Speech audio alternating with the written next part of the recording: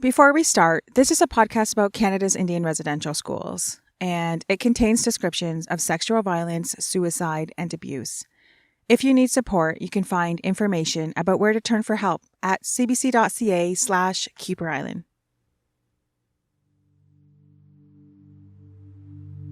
Richard Thomas died in 1966, but the death of a child at a residential school isn't a thing of the past.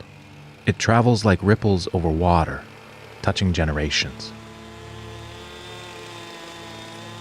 Even though he never met his Uncle Richard, John Thomas was hurt by his death too. John is Belvy's son. He runs a firewood business from his home at the Halalt First Nation. He's in his late 40s. Although I didn't go to residential school, it's affected my life in just tremendous ways. Growing up with my mom was extremely difficult because the first 15 years of my life, she was really an active alcoholic.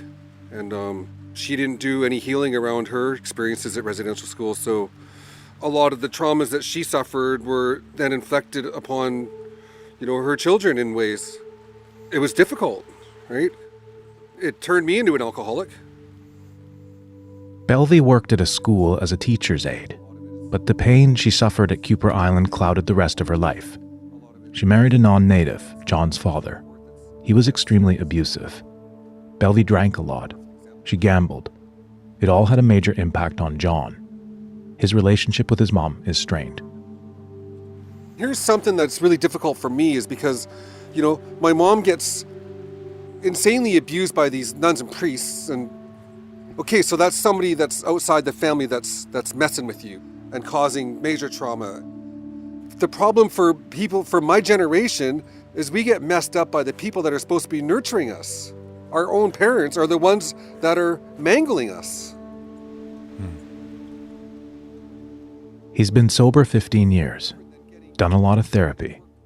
Part of his healing meant understanding the past and unpacking the stories about Richard. My mom would let things out when she was drinking, and I heard that he didn't make it back from Kuper Island. She would talk about my late Uncle Richard. It was probably one of the most traumatic things. I couldn't believe what I was hearing when I heard it, that this happened in Canada. Then John told me a story I'd heard over and over since we first started looking into this, about what the priests and nuns did after Richard was found hanging. What was really disturbing was the fact that those priests had made every child in the school walk through the gym and look at him before they cut him down. I mean, just how disturbing is that? There's people alive today still that remember going through that gym and seeing him hanging there. I mean, it's just so disturbing.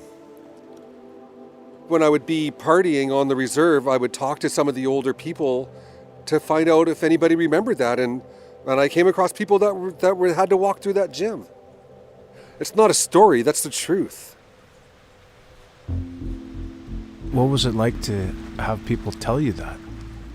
Well, it's fuel for alcoholism, It's more fuel for me, right? That these kind of things would happen to my family. What once fueled John's demons is now fueling his desire for truth and justice, and he's on the same journey we are, trying to find out what really happened to Richard on that June night back in 1966. I'm Duncan McCue, and this is Kuper Island, Episode 4, What Happened to Richard?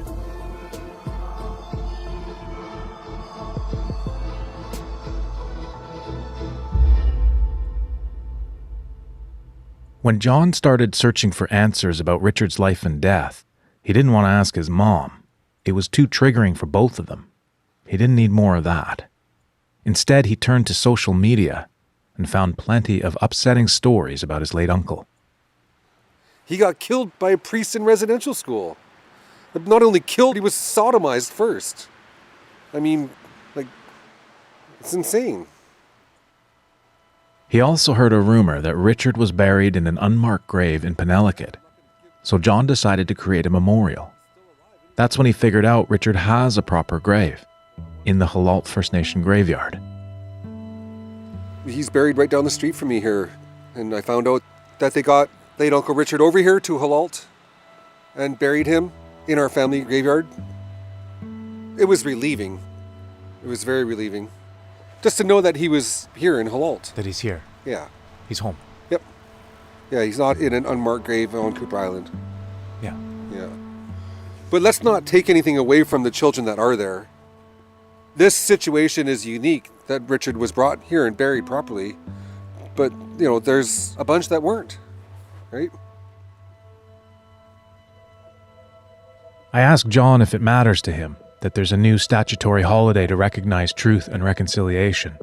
Canadians from coast to coast to coast marked it by wearing orange, a color that's come to symbolize the suffering of survivors. I've lived 48 years of this. I don't need a day to reflect on residential school. It's been a major part of my life. Yeah. Understood. But the rest of the country, if you feel good putting on an orange short, then, get on board. Show some support. If it warms your heart to be a part of, then great. So what does need to be done? Let's get some of these priests in jail. Let's lock them up. Show us that you care enough to charge these people. Come on, Canada. They're old. Most of Who them are cares? dead. Who cares how old they are? Get them behind bars. Show Canada that First Nations people are worthy of a bit of justice. Right? We're worth that. My Uncle Richard is worth that. John wants Richard to be remembered for more than the ugliness of his death. One of the first things he and Belvy told us was that Richard loved writing. They said there's an old book out there somewhere with his stories in it, but no one had a copy. Would you like to see the book that Richard's writings are in? Yeah. What, did you found it? No way. I read it when I was a little kid. My mom said, this is your late uncle, and I read a story about a deer, right? Yes. Yeah, okay. So we went, both your mom and you were talking about it, and we were like, what is this? So we went and found it. How did you find it? It was in the Vancouver Public Library. Unbelievable. Yeah. Yeah, let's read it right now. That'd be great. The book is called Tales from the Longhouse. It's a collection of legends written by First Nations children from Vancouver Island, who gathered the stories from elders. It's a bit of a dusty relic, published back in 1973. Richard tells 3 stories in it. One is the tale of a boy turned into a deer. Another is about a girl transformed into a crow. The last one is the origin story of his people, the Halalt tribe. Yeah. There's the book. Yeah, so that's... Wow. I remember Richard Thomas, age 14, grade 7, Kuper Island Residential School.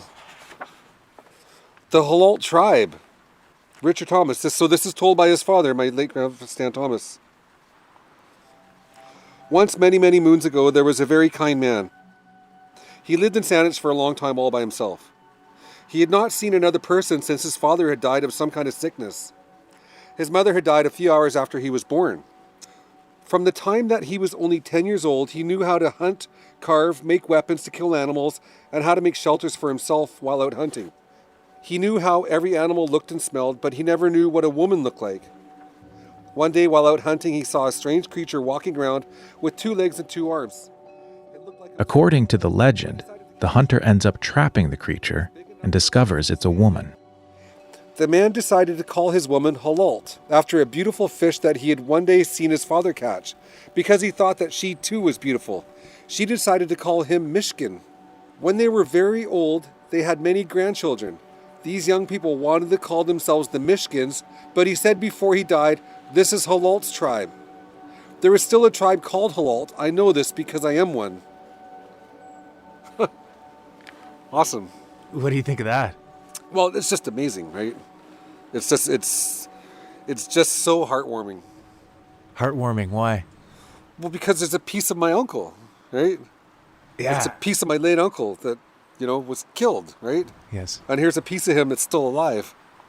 Yeah, that's awesome. And to be like, we're in Halalt. This is Halalt, right? I live here. Yeah, this is great. Yeah. Yeah. It's awesome. I couldn't believe, that we found his writing. Right? Because it's like he's talking to us, right? Like, Yeah. He's guiding you. Maybe. Absolutely. I hadn't What thought about else? it that way. Right? You're working for him. He's guiding you. I like that. Like, there's so much more going on than what we see, right? I've been in with enough traditional people to I believe strongly Okay, in good. spirits and that the ancestors are talking to us. Yeah, there's a good chance Richard's sitting here right now with us, right? What I loved reading his words just because it gave me a connection to him. Yeah. Because at first we just heard this story, right, about this boy that committed suicide. That was all we knew. And then now we're starting to learn more about him. But the other thing that I thought was super cool was just that he was like, he got the story from your grandpa, and then he says, like, I'm halal.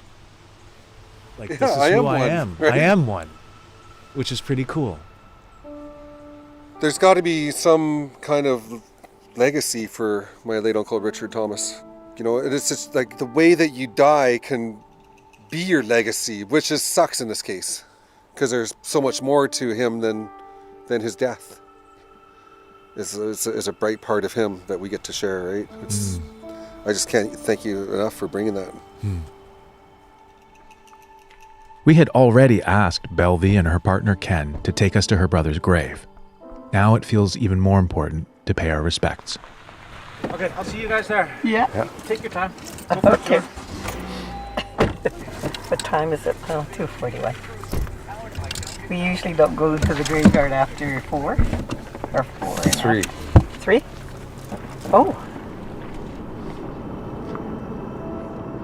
The Hulkaminum have customs about not disturbing the ancestors after a certain time of day, so we're sort of racing to get there. Hi, thank you.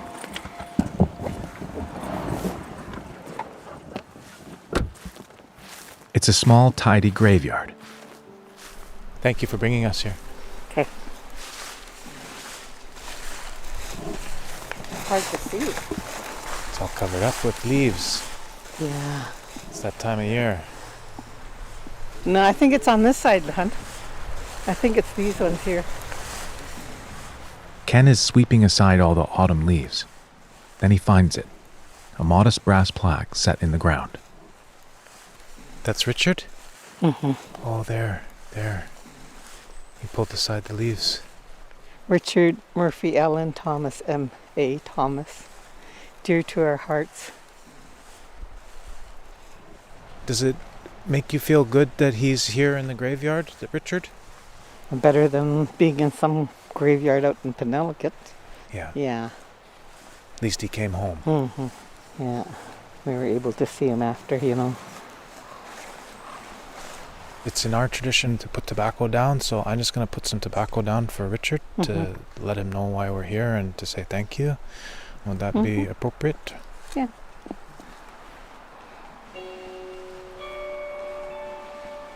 What's it like coming here?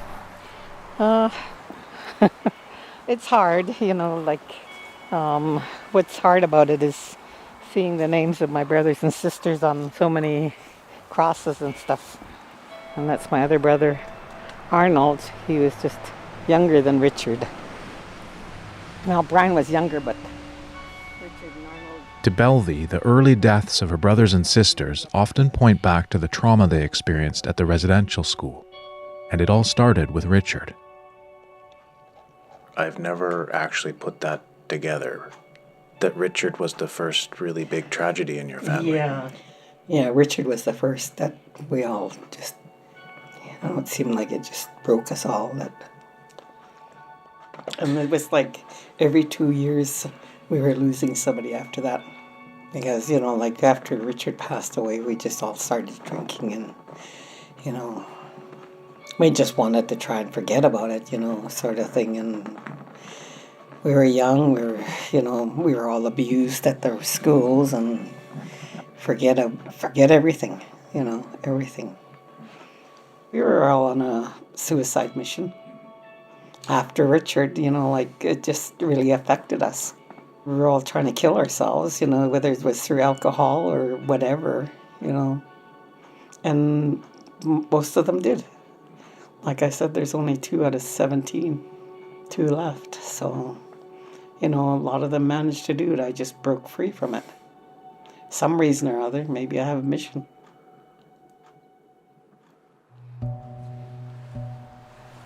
I'm 73 years old, And I just want to live my life in peace. And the only thing that would really give me a lot of peace is finding out what happened to Richard. He didn't commit suicide. I know that in my heart. So if we can find out what happened to him, I would feel a whole lot better. I mean, he was my friend, my brother. You just don't get over those kind of things. And when somebody tells you that he did wrong to himself, it's not a happy place to stay.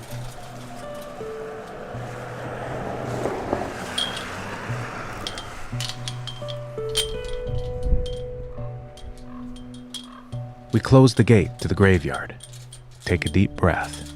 Then me and my producer Martha turn our attention to the next person on our to-do list. Right, Joe Norris? No. Philip Joe? Philip Joe, yeah. Yeah, where his house was. Just the day before, a survivor had spoken up at a big public meeting, revealing that he'd witnessed Richard hanging. We figure he might help fill in more blanks about Richard's death. His name is Philip Joe. We want to find him, and so does Belvy. When I heard about Philip talking about it, I wish I was there to hear it. I really do, because it's the first time that it's been spoken in public. Ken thinks he knows where Philip lives. Belvy wants to take us there, even though she's never met him, and right away. So we jump in our cars and drive to a different tiny Indian reserve, eventually arriving at a small, old house. At first it seems like no one's home.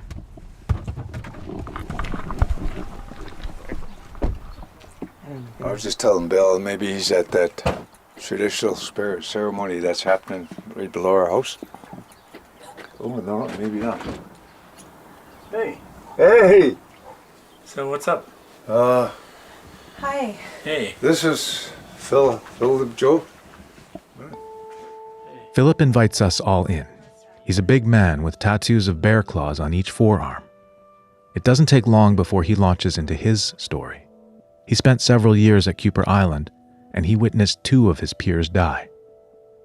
The first was a boy who tried to escape and drowned. His body had washed up on shore. And he was, when you're drowned, you're really bloated up. That's how that person was.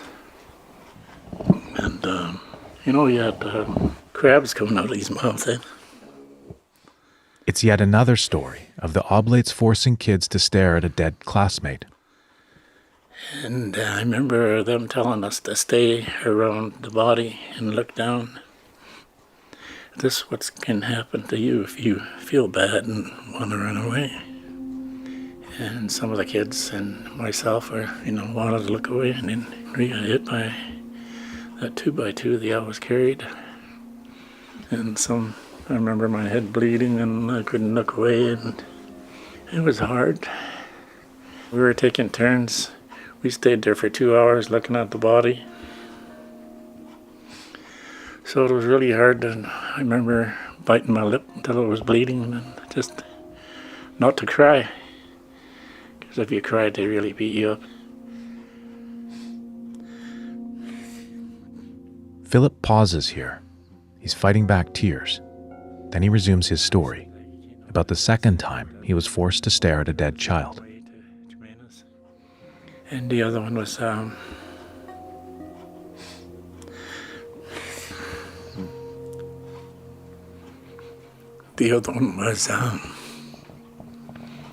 he hung himself. Richard. Yeah. That's my brother. We were all around him, man. And they told us not to move. And we're all looking up like this at him. And, when you're a little kid and you get sore, and you want to look away and scared and everything, and then we'd get hit again. Those are the bad memories I have.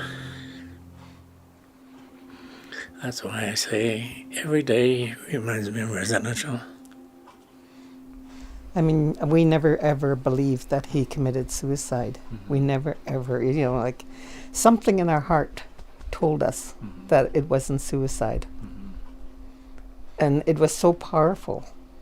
Like, to this day, I've been asking questions and wondering, and then when I know there's some people, when they viewed him, they were telling them that this could happen to you too.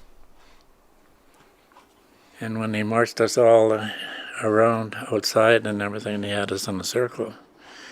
And like I said, we didn't know what was going on. Then they told us to look up, so we looked up like this, and he was hanging there. And they told us not to move, keep staring. They often put stuff in our minds about why the kids were doing things like that. They said, if you're going to feel sorry for yourself, this is what's going to happen to you. You want to do that. So they put it in our minds not to feel, like more or less beat it out of us, Don't feel sorry for yourself. Don't cry for your family. Don't even cry when we're beating you up. Thank you, but now I'm a bit more confused. So can you just tell me again, where was this? It was at the gym, but from what I can remember, I remember that it seemed like there was a stairway or something like that into the gym. Yeah. And he was like on the side of it or something. I can't really remember, but I just remember going, standing out there and something like that. I really wanted to forget. Yeah, because when they called us, they told us that they found him inside the gym, not outside. Yeah, he was outside. I remember him being outside. Philip seems so firm remembering Richard hanging outside, but that's not what I've heard from others. It's time for me to say, here's where a problem emerges, one that's always existed with the truth about residential schools. Who do you believe? The priests and government officials who wrote the official records and had motives to hide anything bad that happened? Or survivors? Captive children so scared and traumatized that sometimes their memories have holes. They didn't take notes or write down dates. They actually spent much of their lives doing things, sometimes harmful things, to try to forget it all. But they can't. I told the people last night or yesterday that some of the elders are saying, forget, go on, move on. And I said, that's a bunch of bull. I said, I always told my kids, every day reminds me of residential. I said, that stuff will be always in my mind, in my heart. And I was talking about the elder saying, it's time to forget that and learn your language. And I said yesterday, I don't want to learn my language. I said, I'm all for my kids to learn. I said, with me, they broke me, they beat that out of me. I gave up. I want to thank you guys for bringing out that hurt in me, because I've often said that I wanted to get this out of me. Mm-hmm. Even though I'm crying and stuff like that, I keep saying that's not a man thing. I'm not like that. I say that to cry, and that's not me. But when I talk about residential stuff, and it really, really hurts. Mm-hmm. And again, I wanted to thank you for coming by. And when people make me cry, it opens my mind and my heart in a good way. Because I know you're not here to hurt me or anything like that. You just want to help and find out the right things. Then Philip does a very native thing. He wraps up with a funny story about how happy it made a friend of his when one of the old priests from Kuper passed away. I remember him saying, we should go over there and sew on his grave, he says. I don't know what that means, but... I laughed and he was talking about it. I don't speak Hokkien either, but I'm guessing that means number 2. Great guess.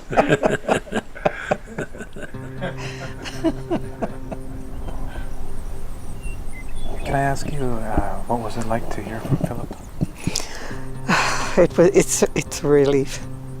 You know, like my heart's been hurting for so long in regards to what happened to him and how they said that he committed suicide. And now I feel like I know he really didn't do it. Belvy's relief is a relief to me, though I'm less sure that Philip's story clears up how Richard died. Then. Oh, look it up there. What's that? Up in that tree. Oh, a big eagle. Yeah. Yachola. Yachola. Say it for me one more time, Ken. Yachola. Yachola. You know, when they come close to us like that, they're giving us medicine. Because Yachola is a big part of our culture, and they were Gilio. So you know something that's going on in here. You're looking at us. Yeah, looks like it. Right Yeah. Yeah. On the Inmickacy. Hello. Hello, eagle. I always thank them when they see them. You go, Heitzka. Big wedge. Aw. That's cool. Yeah. Belvy met Ken a few years ago, after she quit drinking and started counseling. He's teaching her more about Hulkaminum traditions. It's all good medicine. Thank you for bringing us here. Thank you. Thank you very much. Yeah. And we'll need it to grapple with the document awaiting us when we return to the city.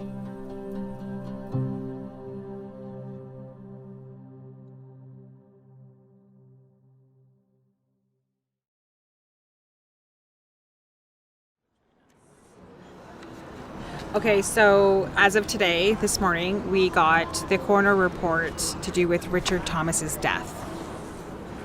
We're back in Vancouver, where a file we've been chasing has arrived. The coroner's inquiry into Richard's death. This is page 1. It says he was 16. June 25th, 1966. Because of COVID rules, producers Jody and Martha and me are sitting at a cafe outside, reading the report for the first time. It's 18 pages long and loaded with information. Attached here too, please find the photographs mentioned in the previous report. Okay. Oh my God. So, yeah, there are 2 photographs in this report. Oh my goodness. And they're very difficult to look at. Goodness.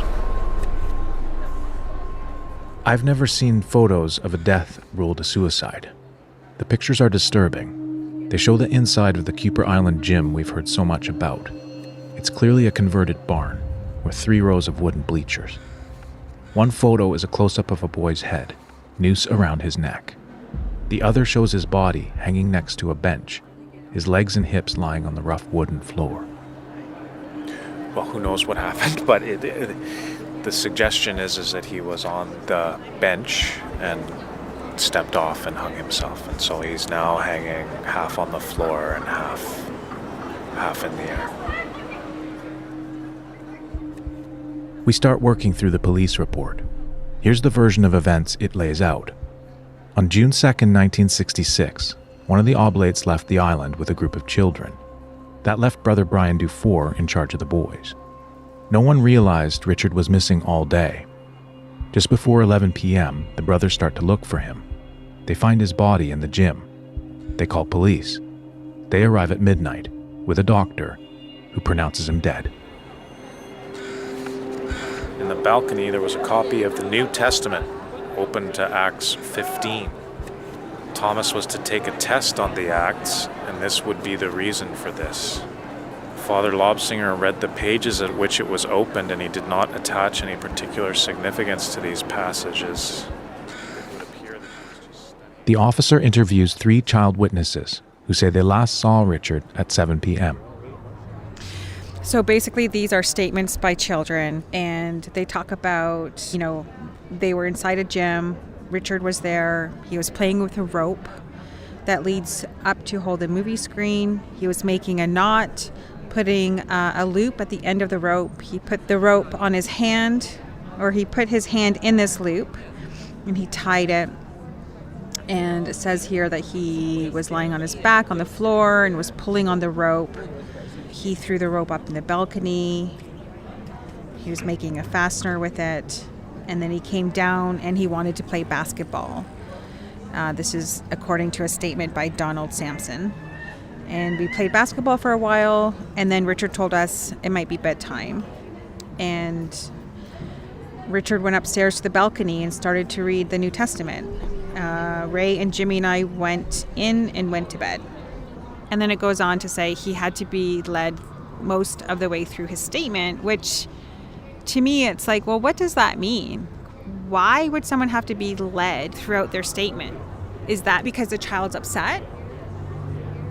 That's what would leap to my mind, is that he's upset. I suppose we should try to find all these guys. Totally. We have to find them. The officer interviews the principal and 2 oblates who found Richard in the gym. One of them was Brian Dufour. I am a brother in the Oblates of Mary Immaculate and have been stationed at Kuper Island Indian Residential School since August 1965, so he'd been there for less than a year at this point. I'm the junior boys supervisor, and as such my duties are to supervise the boys. Okay, sorry, like I have to stop here because it's troubling me already that knowing what we know about the stories of Brother Dufour. Yes, it's the same Brian Dufour who organized the expo trip, which is where Tony and James told us he sexually abused them. I've known Richard Thomas all the time I have been here and have found him to be outgoing and talkative. I have never noticed him to be depressed or moody. Signed, Brother Dufour. If we know what we know about Dufour, well, Dufour is not a trustworthy source for a statement. That's the problem with this whole investigation. And he was. The officer writes that Richard was doing well in school, and there appears to be no reason for committing suicide, but he still concludes a suicide is what took place. Okay, hang on. So, and then a week and a half later... The officer adds an update, saying he's learned Richard's parents separated 2 weeks before his death, which he figures may have contributed to Richard's state of mind. Belvie disputes that version of events. She says her parents never separated or divorced. The officer also searched Richard's locker and desk and found his school books and essays. So there's a couple other entries from his journal. One is called Death in the Evening. That story is about a car accident. It's creative writing. The officer chooses 2 other stories about a friend who dies in hospital with a bone stuck in his throat and about a horse which dies. But it's the last one that feels most eerie. An entry from Richard's journal titled, My Future. On February 2nd, 1966, and this is also by Richard Thomas, and he poses 3 questions. The first question says, when am I going to die? ? The second question, what kind of career am I going to have? ? And number 3, what grade am I going to reach? Holy cow. And there's a question mark. Wow.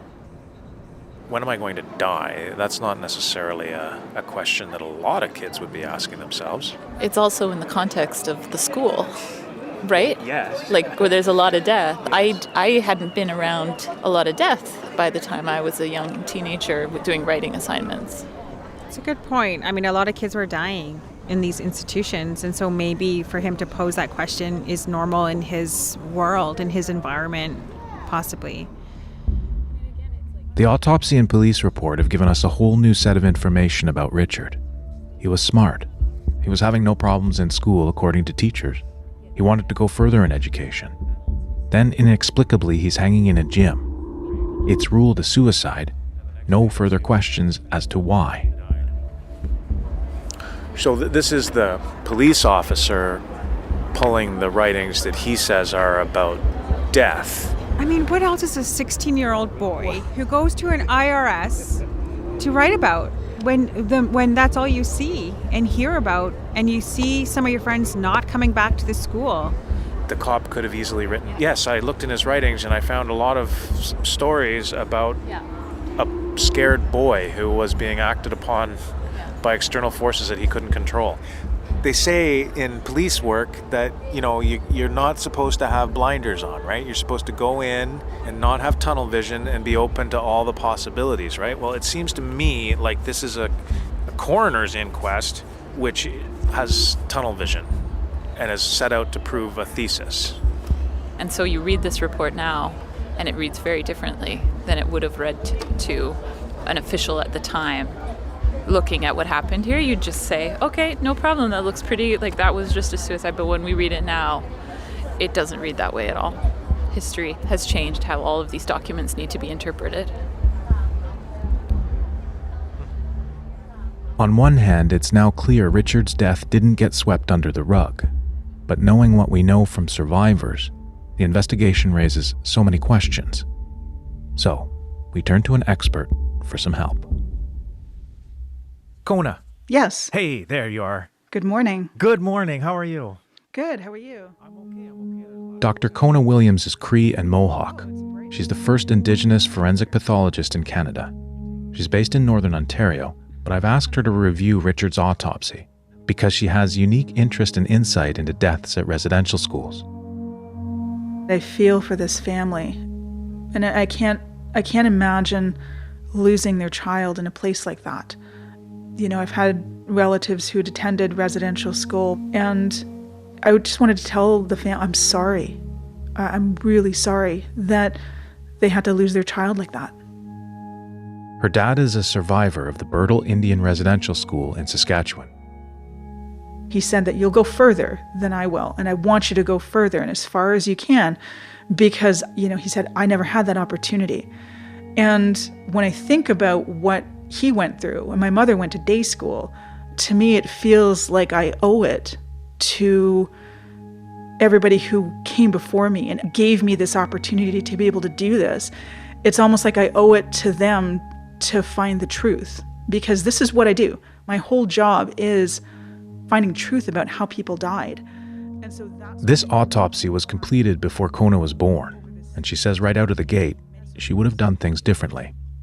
The autopsy report itself is quite short. So for me, I'm used to having a little bit more information in there, but from what I could tell, a full autopsy was completed, which I think would have been important in a case like this. The only other thing that I noticed that really jumped out was the cause of death. And that was worded differently than I would have worded it. The death certificate says the cause of death is strangulation. Belvie has seen that. It's part of what raised her suspicions that Richard didn't commit suicide. I would have labeled the cause of death as hanging and not strangulation, because there's too much at risk in calling something like that strangulation, because it implies in sort of today's language that this might have been done by somebody else. Kona isn't sure about the terminology in BC in the 1960s. Older coroners may have put hanging and strangulation in the same category. But typically with a strangulation, there are signs of a struggle, bruises or scratches, and different types of marks on the neck. The doctor identifies none of those in his examination. And typically when I do a review like this of a case, we do have lots of information. So we may ask for photographs of the autopsy itself, for slides, microscopic slides to look at the tissues, anything else that's available to us to do sort of an independent review. So we'd look at the medical and scientific facts that are available. And based on sort of like the little one-pager that I got, I didn't see any evidence of that based on what's recorded. We talk about the upsetting photo of Richard. I'm confused why half his body is on the ground. Kona says people can die from something called partial suspension. It means their feet don't have to be off the ground to cut off blood flow to the brain. Our other question is about the doctor's observation that Richard's body was cold, and his conclusion that means Richard died at 7 p.m. That's less clear-cut. If the physician is observing that the body is quite cold, is it possible that he had been dead much longer, like that he had been dead earlier in the day, for example? Yeah, that's possible. It also depends on temperature, it depends on clothing, it depends on many, many things, the rate of cooling of a body. Again, it's very, very difficult to pinpoint a time of death. If I was examining this young boy, I would have said he could have died any time between when he was last seen and, you know, the time he was discovered. We've heard from a couple of students that Richard was hanging outside, not inside. So is it possible that he was moved? You know, is it possible? Yes. Would I be able to tell from the information I have? Unfortunately not. Okay. There's also stories that he may have been murdered. Is it possible to determine from this autopsy report that may have happened? With, the limited information that I have, I wouldn't be able to say, yes, he'd been murdered, or no, he hadn't. Typically, again, with these types of cases, I have a lot more evidence and information at hand. And so based on this first look, I wouldn't be able to say one way or the other. Reading this was as eye-opening for Kona as it was for us. She has years of experience, but it's the first time she's ever seen an autopsy of a residential school death. She believes Richard died by hanging, not strangulation, but emphasizes the report is far from definitive. For the time and the circumstances, it was adequate. Looking through the lens of today, if a child dies at school nowadays, the investigation, there'd be pages and pages and pages of information. The report, at least, would be very different. So it's hard for me to put today's lens into what was done before. But again, considering what was done to these children, I wouldn't be surprised if their after-death care was similar to their care in life. Being what? Poor, if at all. And that'll be the big question. How well were they investigated? We know that a lot of times families had no idea not only where their children were, but whether or not they died. So that, by today's standard, would have been completely unacceptable. So if the very basics of communication to families about the death of their child wasn't done, I wouldn't be surprised if the rest of the investigation was either improperly done or not done at all. I'm really not sure how we're going to share all this with Belvie, but I feel like I have a responsibility to do that. I do know this. Richard's death was the exception, not the rule.